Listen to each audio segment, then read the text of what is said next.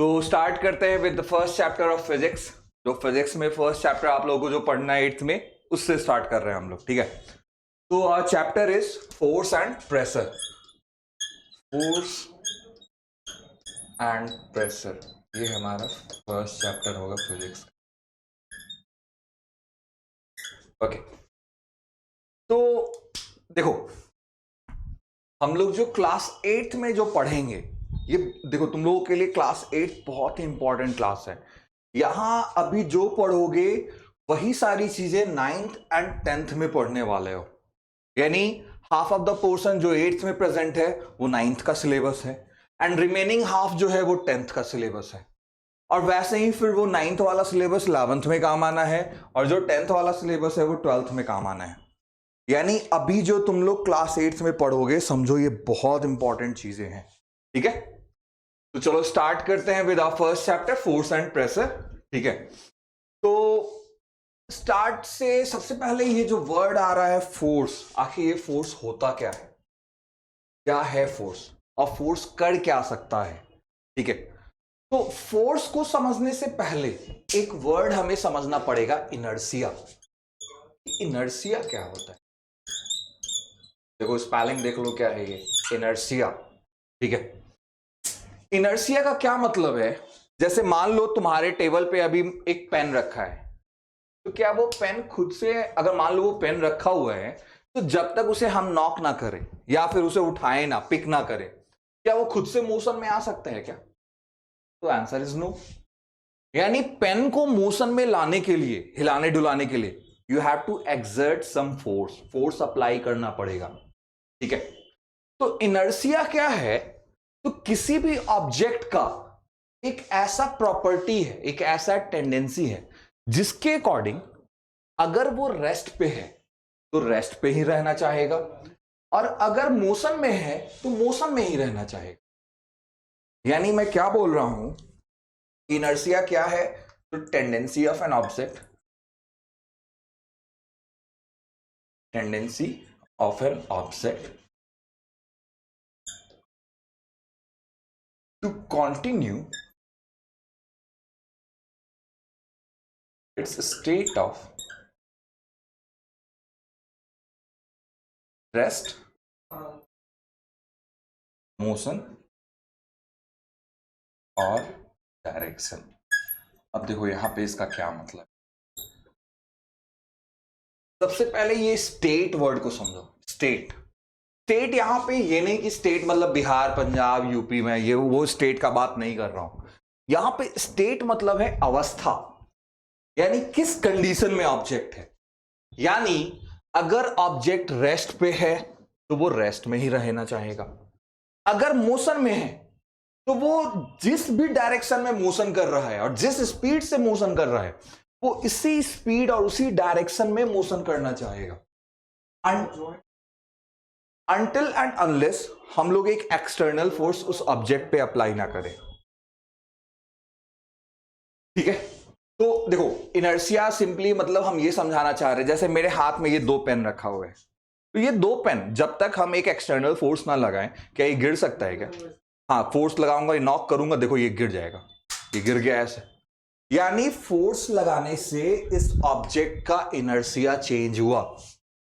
यानी पहले inertia word को समझो कि इनर्शिया क्या है, तो किसी भी ऑब्जेक्ट का टेंडेंसी है, यानी एक उसका प्रॉपर्टी है कि अगर वो रेस्ट पे है तो रेस्ट पे ही रहेगा, मोशन में है तो मोशन में ही रहेगा, और अगेन मोशन में जिस भी डायरेक्शन में वो मोशन कर रहा है उसी डायरेक्शन में वो अपने मोशन को कंटिन्यू करना चाहेगा। तो that property of the object will be called inertia. उसी प्रॉपर्टी, उसी को हम लोग इनर्शिया कहेंगे। ये वर्ड को फील करना। ठीक है, तो अब यहीं पे बात होगा कि हाँ भाई इनर्शिया कितने टाइप्स का हो सकता है। यानी now I am talking about types of inertia, types of inertia. Inertia के क्या क्या टाइप्स हो सकते हैं। ठीक है, ये अपना अगला टॉपिक है। तो इनर्शिया जिस तरह से मैं बात कर रहा हूं, देखो इनर्शिया क्या क्या टाइप्स हो सकता है। पहला है inertia of rest, inertia of rest. दूसरा है इनर्शिया ऑफ मोशन,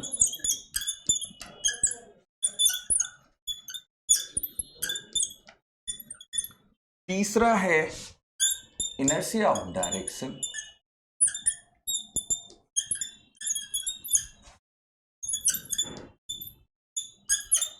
वैसे ही एक और हो सकता है इनर्शिया ऑफ शेप।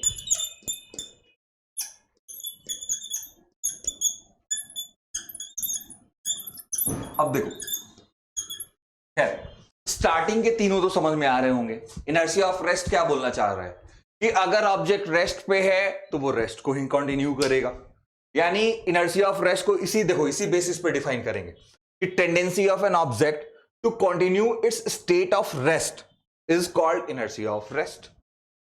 यानी अगर कोई ऑब्जेक्ट रेस्ट पे है तो वो क्या चाहेगा कि अपने रेस्ट वाले स्टेट को कंटिन्यू करे जब तक कि कोई उसको हिलाएगा डुलाएगा नहीं।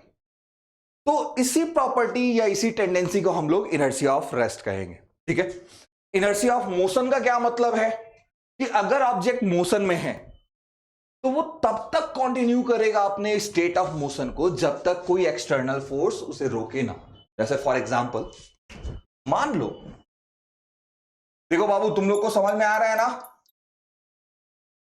संदीप, शिक्षा, अगर बाबू कोई दिक्कत हो तो जरूर से कमेंट करो, ठीक है। यस और मतलब अब जो भी टॉपिक, जो भी बात नहीं समझ में आया उसे कमेंट में लिखकर सेंड करो, ठीक है। तो अभी एक एग्जांपल मैं समझा रहा था कि मान लो ये फ्लोर है या सरफेस है, ठीक है, और यहां पे एक बॉल है, ठीक है, जिसे मैंने 5 मीटर पर सेकंड स्पीड से रोल करवा दिया, यूं ऐसे रोल कर दिया। ये 5 मीटर पर सेकंड की स्पीड से रोल करने लगा है, ठीक है। तो अब क्वेश्चन है कि ये खुद से, मतलब ये कहां तक रोल करेगा, मतलब ये रुकेगा कि रोल करता रहेगा। तुम लोग का आंसर क्या है? आंसर बोल रहा है ये या तो स्टॉप हो जाएगा, रुक जाएगा कुछ डिस्टेंस के बाद, या कंटिन्यू करता रहेगा रोल करना। संदीप, शिक्षा, इनर्शिया का हिंदी मीनिंग, इनर्शिया को हिंदी मीनिंग में देखो, इनर्शिया मतलब सिंपली समझो ना, ये ऑब्जेक्ट का अवस्था या टेंडेंसी को शो कर रहा है, ठीक है। ओके संदीप, स्टॉप हो जाएगा कुछ देर में, ठीक है। अच्छा सॉरी शिक्षा, और Patanjali repeat question sir. Okay ठीक है। देखो मेरा क्वेश्चन ये था ना कि पहले इनर्शिया के हिंदी वर्ड का मतलब देख लो। हिंदी वर्ड तो मुझे नहीं मालूम, बट मैं क्या कह रहा हूं कि इनर्शिया क्या है, तो ऑब्जेक्ट का टेंडेंसी है। जैसे वो मान लो यहां अगर रखा है तो जिस स्टेट में है उसी स्टेट में रहना चाहेगा, इसी बात को इनर्शिया कहेंगे हम। क्या खुद से ये पेन गिर सकता है क्या, जब तक कि हम इसे नॉक ना करें या अपने हाथ को टिल्ट ना कर दें? ये खुद से नहीं गिर सकता था ना। तो जब मतलब ऑब्जेक्ट जिस भी स्टेट में है उसी स्टेट में रहना चाहेगा, और उसी टेंडेंसी को हम लोग कह रहे हैं इनर्शिया, ठीक है। तो अब मेरा क्वेश्चन अभी ये था कि एक बहुत बड़ा, बहुत दूर तक फैला हुआ एक सरफेस है, फ्लोर है ये, और उस पे एक बॉल को मैंने रोल करवा दिया 5 मीटर पर सेकंड के स्पीड से। तो क्वेश्चन इज कि क्या ये कुछ देर में रुक जाएगा या रोल करता ही रहेगा? तो आंसर आया है संदीप का, शिक्षा का, कि स्टॉप हो जाएगा। चलो सही बात है, ये रुक जाएगा। अब क्वेश्चन है कि ये क्यों रुका? हम तो इस पे कोई फोर्स नहीं लगाए थे इसको रोकने के लिए, तो रुका तो आखिर क्यों रुका है? कोई आंसर है इसका?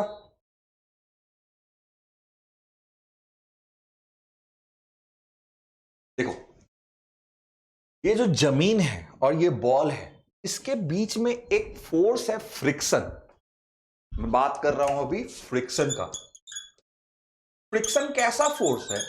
तो समझो ना कि ये ऐसा फोर्स है जो किसी भी मोशन को स्टॉप करना चाहता है, यानी ये चाहता है कि मोशन हो ही ना, यानी मोशन को अपोज करने वाला ये फोर्स है।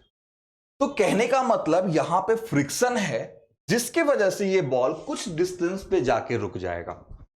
अदरवाइज अगेन मेरा क्वेश्चन है कि अगर ये जमीन और बॉल के बीच फ्रिक्शन बिल्कुल भी नहीं है, मैं कह रहा हूं फ्रिक्शन जीरो है, friction is equal to zero, अब ये बॉल रुकेगा या नहीं रुकेगा?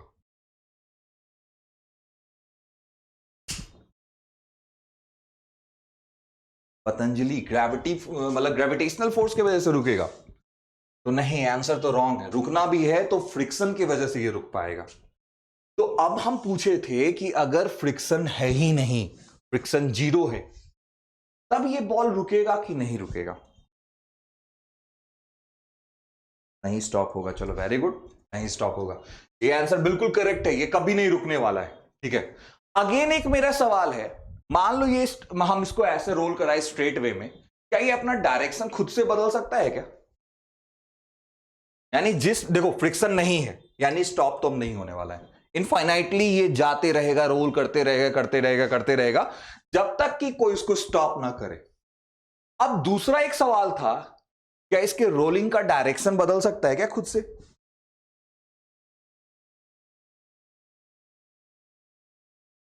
सही है शिक्षा, moving ball stops because of frictional force. लेकिन अब क्वेश्चन है कि क्या इसका डायरेक्शन बदल सकता है क्या खुद से? तो अगेन आंसर है नो। इसका डायरेक्शन खुद से कैसे बदल सकता है? क्यों नहीं बदला? तो because of inertia of direction, यानी वो जिस डायरेक्शन में मोशन कर रहा है उसी डायरेक्शन के मोशन को वो कंटिन्यू करता रहेगा एंडलेसली, जब तक कि कोई उसके डायरेक्शन को ना बदले। ये सब बात समझ में आ रहा है ना? अच्छा, अब एक लास्ट बात यहां पे आया, इनर्शिया ऑफ शेप क्या होता है? इनर्शिया ऑफ शेप का मतलब, तो अब देखो ये पेन दिख रहा होगा कि ये स्ट्रेट पेन है। अब अगर मुझे इसे तोड़ना है, तोड़ने का मतलब क्या हुआ, इसके शेप को बदलना है, तो इसके शेप को बदलने के लिए I have to apply some force. मैं फोर्स अप्लाई करूंगा तब जाकर ये पेन टूट सकता है, यानी उसका शेप बदल सकता है। विदाउट अप्लाइंग एनी फोर्स इसका शेप खुद से नहीं बदल सकता है। यही बात हमें इनर्शिया ऑफ शेप समझाता है। ये बात फील हो रहा है ना? इनर्शिया ऑफ शेप का मतलब ये हो गया कि ऑब्जेक्ट जिस भी शेप का है, यानी उसका जैसा भी शेप है, वो शेप नहीं बदल सकता है until an external force is applied on the object। जब तक हम ऑब्जेक्ट पे एक एक्सटर्नल फोर्स नहीं एक्ट करवाएंगे उसका शेप भी नहीं बदलने वाला है।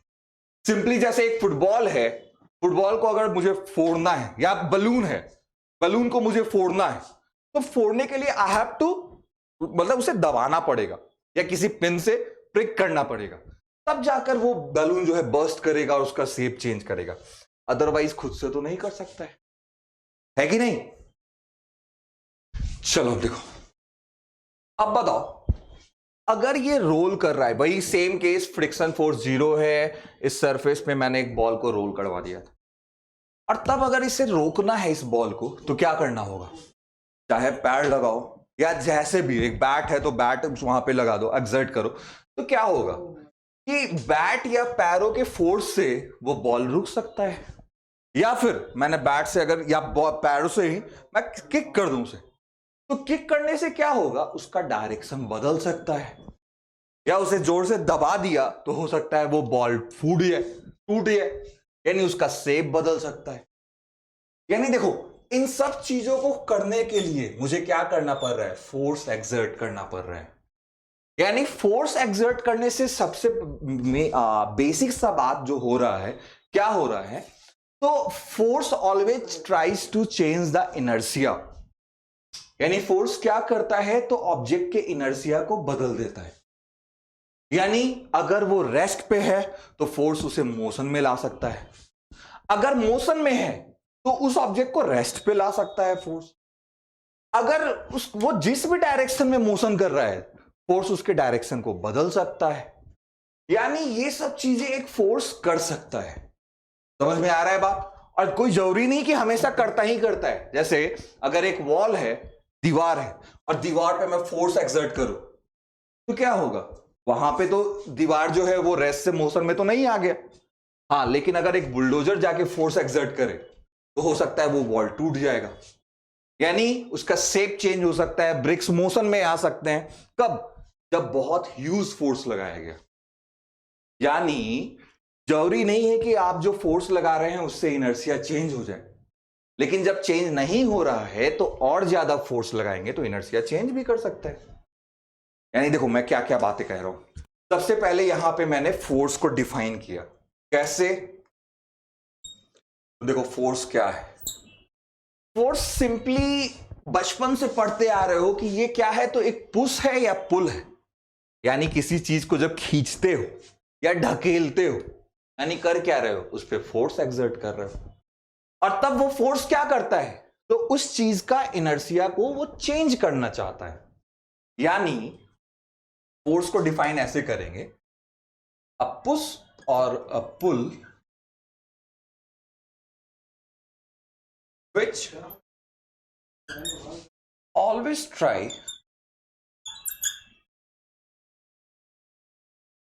to change the inertia of any object.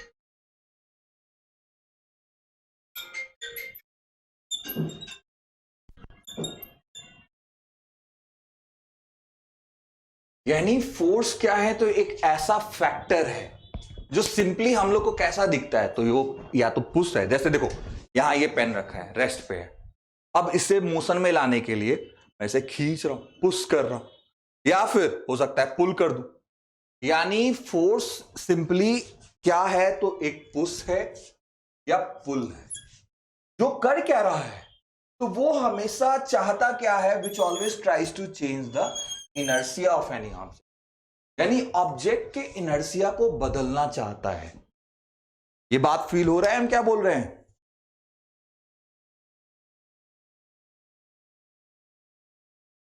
Kicking a moving ball can change the direction. चलो सही बात कह रहे हो। अभी ये बात समझ में आए, फोर्स क्या है। फोर्स सिंपली एक पुश है या पुल है जो कि क्या करना चाहता है, तो किसी भी ऑब्जेक्ट के इनर्शिया को चेंज करना चाहता है, बदल देना चाहता है। ठीक है, इस डेफिनेशन से किसी को दिक्कत? समझ में आ गया फोर्स क्या है?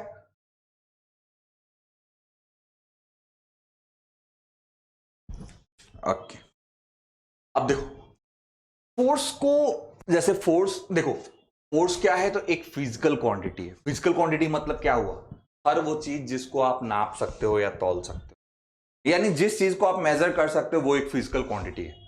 जैसे फॉर एग्जांपल इस पेन का लंबाई, लेंथ, इस पेन का लेंथ कितना है, यानी मैं लेंथ का बात कर रहा हूं, तो लेंथ एक फिजिकल क्वांटिटी है, यानी आप उसको मेजर कर सकते हो। वैसे ही फोर्स, तो फोर्स भी एक फिजिकल क्वांटिटी है, इसको भी मेजर किया जा सकता है। यानी मैं क्यों मेजरमेंट का बात कर रहा हूं, इसलिए कि इसका यूनिट क्या होगा। यानी मैं ये बोलना चाह रहा हूं, हर फिजिकल क्वांटिटी का कुछ ना कुछ यूनिट होता है। जैसे फॉर एग्जांपल देखो, अभी ये बात समझ में आएगा। जैसे मैं बात कर रहा हूं अबाउट 3 किलोमीटर, या फिर मैं बात कर रहा हूं अबाउट 3 मीटर पर सेकेंड, या मैं बोल रहा हूं ₹3, या मैं बोल रहा हूं 3 डिग्री सेल्सियस। देखो हर जगह नंबर 3 कॉमन है, लेकिन सिर्फ 3 के कॉमन हो जाने से कुछ नहीं हुआ। 3 किलोमीटर से मुझे समझ में आ रहा है कि हाँ भाई यहाँ पे एक डिस्टेंस का बात किया जा रहा है, ये एक डिस्टेंस है। वैसे ही यहाँ 3 मीटर पर सेकेंड समझा रहा है कि एक स्पीड है। ₹3 समझा रहा है कि एक क्वांटिटी, एक वैल्यू ऑफ मनी है, यानी मनी को रिप्रेजेंट कर रहा है। 3 डिग्री सेल्सियस एक टेम्परेचर को रिप्रेजेंट कर रहा है। यानी यहां पे जो भी प्रेजेंट यूनिट्स हैं, ये यूनिट्स के हेल्प से मुझे समझ में आ रहा है कि वो कौन सा फिजिकल क्वांटिटी है। जैसे यहां डिग्री सेल्सियस के हेल्प से समझ आया कि हाँ भैया ये टेम्परेचर है। 3 किलोमीटर से समझ में आया कि हाँ ये एक तरह का डिस्टेंस है। वैसे ही 3 मीटर पर सेकेंड से समझ में आया कि ये एक तरह का स्पीड है।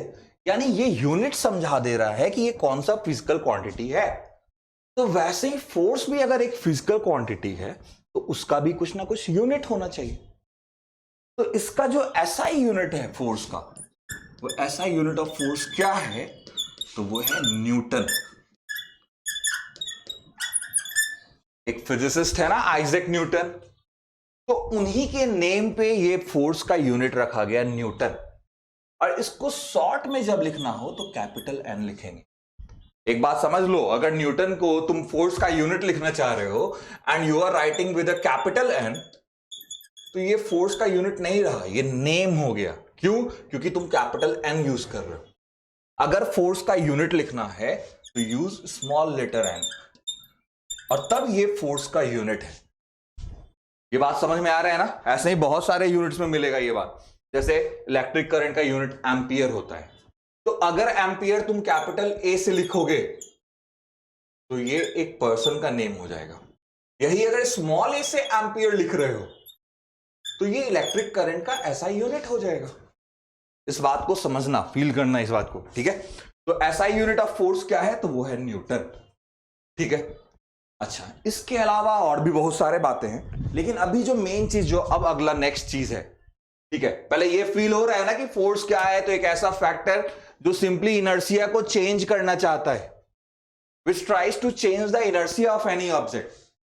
और ट्राई वर्ड क्यों बोल रहे हैं हम हमेशा? क्योंकि जरूरी नहीं है कि हर फोर्स इनर्शिया को चेंज कर ही दे। जैसे मैं एग्जांपल लिया था दीवार का, कि तुम दीवार पे ढकेल रहे हो, तो ढकेलने से क्या हो रहा है? दीवार का इनर्शिया बदल रहा है क्या? नहीं, दीवार तो तुम वही अपने के अपने ही जगह, मतलब जिस जगह पे था उसी जगह पे है। हाँ, अगर दीवार का इनर्शिया चेंज करना है तो आपको ह्यूज अमाउंट ऑफ फोर्स चाहिए होगा, यानी फोर्स के वैल्यू को बढ़ाओ तो इनर्शिया चेंज हो ही जाएगा फिर, ठीक है? यानी सबसे पहला बात, फोर्स एक ऐसा फैक्टर है जो किसी भी ऑब्जेक्ट के इनर्शिया को बदल सकता है, ठीक है? अच्छा, अब फोर्स के टाइप्स क्या क्या होंगे? यानी अब मैं बात कर रहा हूं टाइप्स ऑफ फोर्स का। Now I am talking about types of force. Types of force. अब फोर्स के टाइप्स को समझने के लिए दो एग्जाम्पल दे रहा हूं मैं, उससे ये दो टाइप समझ में आए। जैसे मान लो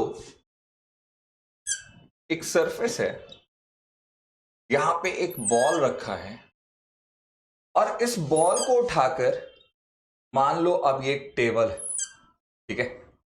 ये एक टेबल है, इस बॉल को उठाकर यहां रखना है मुझे, ठीक है? ये एक फर्स्ट एग्जाम्पल दिया। एक दूसरा एग्जाम्पल है, मान लो ये एक मैग्नेट है, ठीक है? और यहां पे एक दूसरा मैग्नेट है, ठीक है? ये दो मैग्नेट्स हैं, ठीक? अब देखो, क्या ये बॉल खुद से उठ के टेबल पे आ सकता है क्या? Answer is no. सिंपल सा बात है, आपको बॉल को पकड़ के उठाना पड़ेगा। You have to hold the ball and then pick it and place it on the top of table. उठा के टेबल पे रखना होगा। अच्छा, इस केस में क्या है कि अगर दो मैग्नेट्स है तो वो दूर से ही, मतलब जरूरी नहीं कि इनके बीच में कांटेक्ट हो, दूर से ही वो एक दूसरे को अट्रैक्ट कर सकता है या फिर रिपेल कर सकता है, दूर भगा सकता है। यानी ये पॉसिबल है कि या तो ये दोनों अट्रैक्ट हो जाए, या फिर ये भी पॉसिबल है कि दोनों रिपेल हो जाए, यानी दूर की तरफ भागे। ये बात समझ में आ रहा है? तो इस तरह से देखो, मैं यहां पे दो तरह के फोर्सेस को दिखला रहा हूं। यहां कैसे दो टाइप्स हैं। यहां पे एक्चुअली में आपको बॉल पे कांटेक्ट अप्लाई करना पड़ा, यानी बॉल को पकड़ के उसे उठाना पड़ा, यानी ये फर्स्ट टाइप ऑफ फोर्स हो गया, जिसे मैं नाम दे रहा हूं कांटेक्ट फोर्स। Contact force. अच्छा, सेकंड केस में क्या है कि दो मैग्नेट दूर रखा था, अब दूर से ही एक दूसरे को वो अट्रैक्ट कर सकता है, या दूर से ही एक दूसरे को ढकेल के दूर भेज सकता है, यानी रिपेल कर सकता है। यानी अच्छा, वैसे ही एक और एग्जांपल समझो इस सेकंड वाले केस का। जैसे ये पेन को मैं छोड़ रहा हूं, ये देखो अपने आप नीचे की तरफ गिर रहा है, यानी अर्थ क्या कर रहा है, इस पेन को अपनी तरफ अट्रैक्ट कर रहा है। तो अर्थ मतलब इस पेन को अपने तरफ लाने के लिए क्या अर्थ इसको पकड़ के नीचे ला रहा है क्या? Answer is no. ये खुद से दूर से ही ये नीचे आ सकता है। ये बात फील हो रहा है ना? तो यानी कुछ फोर्सेस ऐसे हैं जहां एक्चुअल कांटेक्ट का जरूरत होता है, और वहीं कुछ फोर्सेस ऐसे भी हैं जो बिना कांटेक्ट के एक्सर्ट करते हैं, और उन्हीं को हम कहेंगे नॉन कांटेक्ट फोर्स। यानी ये फोर्स का दो टाइप्स हो गया, contact force and non contact force, ठीक है? तो पहले फोर्स समझना जरूरी है, तब उसके टाइप्स समझ में आएंगे। फोर्स सबको क्लियर है ना? और उसके बाद जो मैं टाइप्स का नेम बताया, contact force, non contact force, यहां तक सारी बात समझ में आ रही है? बहुत बढ़िया। Patanjali, gravitational force. तो बताओ, ग्रेविटेशनल फोर्स जो अर्थ जो फोर्स एक्सर्ट कर रहा है, ग्रेविटेशनल फोर्स, वो कॉन्टैक्ट फोर्स का एग्जाम्पल है या नॉन कॉन्टैक्ट फोर्स का एग्जाम्पल है? देखते हैं कौन पहले बताता है। Gravitational force is an example of contact force और नॉन कॉन्टैक्ट फोर्स, कौन सा होगा? बहुत बढ़िया, नॉन कॉन्टैक्ट फोर्स। चलो ठीक है। यानी देखो, ग्रेविटेशनल फोर्स क्यों नॉन कॉन्टैक्ट फोर्स है? क्योंकि अर्थ किसी भी चीज को अपने तरफ दूर से ही खींच सकता है बिना एक्चुअल कॉन्टैक्ट अप्लाई किए, इसीलिए ग्रेविटेशनल फोर्स को हम नॉन कॉन्टैक्ट फोर्स बोलेंगे। ये बातें समझ में आ रहा है ना? अब देखते हैं कि दोनों फोर्सेस का डेफिनेशन क्या है और तब इसके अंदर सब टाइप्स क्या क्या पॉसिबल है। तो अब स्टार्ट कर रहे हैं हम लोग कॉन्टैक्ट फोर्स। ठीक है, कॉन्टैक्ट फोर्स क्या है तो डिफाइन करने जा रहे हैं। ठीक है, तो कॉन्टैक्ट फोर्स क्या है? तो एक फोर्स का टाइप है, यानी the type of force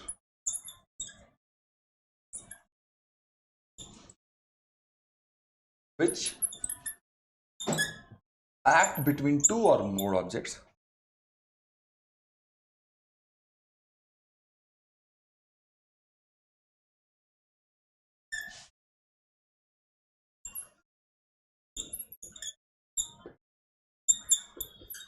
which are in contact with each other.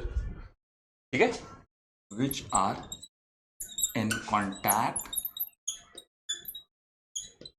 with each other.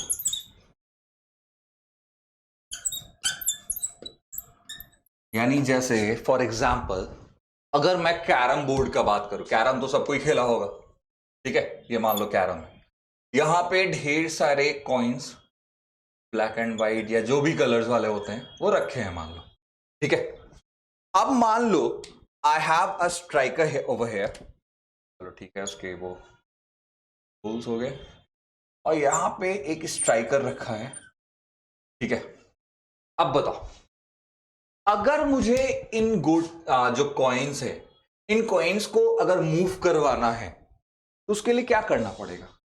सबसे पहले मैं स्ट्राइकर पे फोर्स लगाऊंगा इस डायरेक्शन में, तब जाके वो कॉइन को स्ट्राइक करेगा, हिट करेगा, और टक्कर होने के बाद क्या होगा कि जो ये यहां पे जो गोटीज यानी जो कॉइन्स रखे वो इधर उधर स्प्रेड हो जाएंगे, फैल जाएंगे, है कि नहीं? कैरम खेला है ना सबको ही। तो यानी स्ट्राइकर तभी जाके अदर कॉइन्स पे फोर्स लगा पाया जब वहां एक्चुअली में कांटेक्ट हुआ।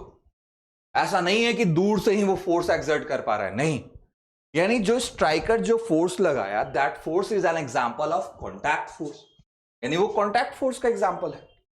ठीक है, तो ये था कांटेक्ट फोर्स, इसके एग्जांपल्स अभी मैं और अच्छे से लिख रहा हूं। ठीक है, तो देखो इसके एग्जांपल्स क्या क्या पॉसिबल है, और देखो यहां पे मैं भी जितने भी एग्जांपल्स लिखूंगा वो खुद में एक एक सब टाइप होता जाएगा कांटेक्ट फोर्स का। ठीक है, तो सबसे पहला एग्जांपल लिख रहा हूं, force exerted by a table when a book is kept on it.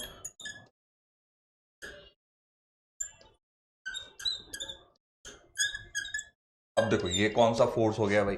जैसे फॉर एग्जाम्पल मान लो ये सरफेस है जिसपे एक टेबल रखा है, ठीक है, और इस टेबल पे मैं बोला कि एक बुक है, मान लो ये सपोज करो कि ये बुक रखा हुआ है यहां पे। तो अब रहा एक सवाल है मेरा कि ये जो बुक है ये नीचे क्यों नहीं गिर रहा है? अगर ये बुक यहां हवा में हैंग कर रहा होता तब तो एक खट से नीचे गिर जाता, यहां इस केस में नहीं गिर पाएगा। या ये वही केस हो गया सिंपली, जैसे मेरे हाथ पे ये पेन रखा हुआ है, ये पेन नीचे क्यों नहीं गिर पा रहा है? और अगर यहां रखा होता, यहां पे होता, छोड़ते ही ये नीचे गिर जाएगा। तो इस केस में गिर जाएगा और यहां सॉरी इस केस में नहीं गिरेगा और यहां गिर जा रहा है, ऐसा क्यों है भाई? तो पक्का बात है, इसका आंसर ये है कि पक्का बात है ये जो टेबल है ये जरूर से कुछ ना कुछ अपवर्ड डायरेक्शन में उस बुक पे फोर्स लगा रहा होगा, और उसी फोर्स के, टेबल टॉप के फोर्स की वजह से वो बुक नीचे नहीं गिर पा रहा है। यानी जितने फोर्स से अर्थ इस बुक को नीचे की तरफ खींच रहा है, उतना ही, जैसे फॉर एग्जांपल मान लो कि ये जो बुक है, इसको अर्थ 10 न्यूटन के फोर्स से खींच रहा है नीचे की तरफ, तो यानी ये नहीं गिर रहा है। इसका मतलब क्या है कि टेबल भी इस पे 10 न्यूटन का फोर्स अपवर्ड डायरेक्शन में अप्लाई कर रहे हैं, जिसके वजह से क्या हो रहा है कि ऊपर वाला फोर्स और नीचे वाला फोर्स कैंसिल आउट हो जा रहा है। सिंपली ये सिचुएशन ऐसे समझो कि मुझे 10 न्यूटन से कोई इधर खींच रहा है, 10 न्यूटन से कोई इधर खींच रहा है, मैं किधर जाऊंगा? तो सर आपको जितना फोर्स लेफ्टवर्ड आप पे अप्लाई हो रहा है, उतना ही फोर्स राइटवर्ड अप्लाई हो रहा है। इस वजह से आप कहीं भी नहीं जाएंगे, आप बीच में ही रह जाएंगे। तो वैसे ही ये बुक भी बीच में रह जाएगा। यानी इस सिचुएशन को देखो कैसे समझाएंगे, बोलेंगे कि सिंस नेट फोर्स इज 0, इस सिचुएशन में नेट फोर्स जो है 0 है, देयरफॉर ये जो ऑब्जेक्ट है ये इक्विलिब्रियम में है, ऑब्जेक्ट इज इन इक्विलिब्रियम। यानी इस वर्ड को फील करो, इस वर्ड को समझो, इक्विलिब्रियम। ठीक है, तो इक्विलिब्रियम में होने के वजह से, इक्विलिब्रियम वर्ड का मतलब क्या हो गया, यानी ये समझा रहा है ना कि ऑब्जेक्ट पे नेट फोर्स 0 एक्ट कर रहा है, 0 फोर्स एक्ट कर रहा है, जिसकी वजह से ये गिर नहीं पा रहा है। ठीक है, तो इक्विलिब्रियम का मतलब हो गया कि एक ऐसा सिचुएशन जिसमें ऑब्जेक्ट पे नेट फोर्स 0 है, कोई एक्स्ट्रा फोर्स एक्ट नहीं कर रहा है, यानी वो ऑब्जेक्ट जहां है, जैसा है, वो वैसे का वैसा ही रह जाएगा। यानी अगर वो कांस्टेंट स्पीड से ट्रैवल कर रहा है, अगर नेट फोर्स 0 है तो वो कांस्टेंट स्पीड से ही ट्रैवल करता रह जाएगा। अगर रुका है और तब नेट फोर्स 0 है तो वो रुका ही रह जाएगा। ये सब बातें फील हो रहा है? तो ये फर्स्ट एग्जांपल ऑफ फोर्स था। ठीक है, वैसे ही और क्या क्या एग्जांपल हो सकता है? तो जैसे मान लो फोर्स एक्सर्टेड बाय अ रोप,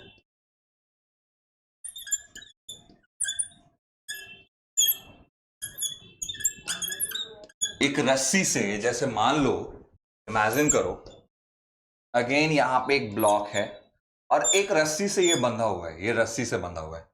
अब अगर इस रस्सी को खींचा जाएगा तो क्या होगा, ये ब्लॉक भी साथ साथ में खींचाएगा। यानी पहले रस्सी जो है इस ब्लॉक के कांटेक्ट में है एक एंड से, और दूसरे एंड से एक पर्सन है जो इसको पकड़ के खींच रहा है, यानी he is exerting force and he is dragging it. तो इससे क्या हो रहा है कि अगेन वो एक कांटेक्ट फोर्स एक्सर्ट कर पा रहा है, जो कि एक रस्सी के थ्रू लग रहा है। वैसे ही एक और केस बन सकता है, फोर्स बाय अ स्प्रिंग, मतलब force exerted by a spring. एक स्प्रिंग भी तो फोर्स लगा सकता है। जैसे फॉर एग्जांपल मान लो एक दीवार है जहां से एक स्प्रिंग अटैच्ड है ऐसे, ठीक है, और तब यहां पे इसके साथ एक ब्लॉक भी अटैच्ड है कुछ इस तरह से। अब क्या है, इस ब्लॉक को तुम ढकेलोगे और जैसे ही छोड़े ये अपने आप फेंका जाएगा, या इसको खींच के ले आओ ब्लॉक को, अगेन जैसे ही छोड़ोगे वो अपने आप पुल हो जाएगा, खिंचा जाएगा। यानी एक स्प्रिंग जब कांटेक्ट में है इस ब्लॉक के तो वो इस पे फोर्स एक्सर्ट कर सकता है, that would be force exerted by a spring. वैसे ही अनगिनत केस, मतलब बहुत सारे अलग अलग एग्जांपल्स हो सकते हैं यहां पे। ठीक है, तो इन सब फोर्सेस का कुछ ना कुछ नेम है। यानी पहला जो टाइप है इसमें क्या है, किसी सरफेस पे जब ऑब्जेक्ट रखा है तब जो फोर्स लग रहा है, तो उस फोर्स को हम लोग कहेंगे नॉर्मल फोर्स। यानी ये कौन सा टाइप है, तो इसको बोला जाएगा नॉर्मल फोर्स। का नाम ही है ये नॉर्मल फोर्स, याद रखना इस वाले का। वैसे ही जब मैं रोप से एक फोर्स का बात करूंगा उसको कहा जाएगा टेंशन फोर्स। टेंशन, अरे टेंशन होने लगा क्या तुम लोगों को भी? ये बस रस्सी के द्वारा जो फोर्स एक्सर्ट किया जा रहा है, that force will be called tension force. वैसे ही एक स्प्रिंग जो फोर्स अप्लाई करेगा उस फोर्स को हम लोग कहेंगे स्प्रिंग फोर्स। वैसे ही मान लो एक पार्टिकल जब दूसरे पार्टिकल पे जो फोर्स एक्सर्ट करेगा, जो फोर्स अप्लाई करेगा, उसको कहेंगे मैकेनिकल फोर्स। वैसे ही हम लोग अपने मसल्स से जो फोर्स अप्लाई करते हैं, दैट देखो मसल वाला फोर्स भी तो एक कांटेक्ट फोर्स ही है। इस पेन को उठाने के लिए मैं मसल के फोर्स का यूज करूंगा, और वो कांटेक्ट में आने के बाद ही ना उठा पाऊंगा ऐसे इसको। यानी जो अपने मसल से हम जो फोर्स एक्सर्ट कर पा रहे हैं उसको कहेंगे मस्कुलर फोर्स। तो ऐसे ही कांटेक्ट फोर्स में और भी बहुत सारे केसेस, मतलब बहुत सारे सब टाइप्स बन सकते हैं। तो अब इसके आगे जो है, देखो अभी हम लोग क्या देखे, तो सबसे पहला चीज देखे इनर्शिया, उसके बाद समझे फोर्स क्या होता है, फिर फोर्स के टाइप्स के अंदर आए कांटेक्ट फोर्स और नॉन कांटेक्ट फोर्स, और तब मैं कांटेक्ट फोर्स के सब टाइप्स को समझाने लगा। तो यहां ये कांटेक्ट फोर्स के जो टाइप्स वाले बात है, इसको अगेन फिर नेक्स्ट क्लास में हम लोग देखेंगे अच्छे से। उसके बाद फिर नॉन कांटेक्ट फोर्स पढ़ेंगे, तब फिर आगे का टॉपिक समझेंगे। ठीक है, तो आज के लिए इतना ही। Thank you and bye bye.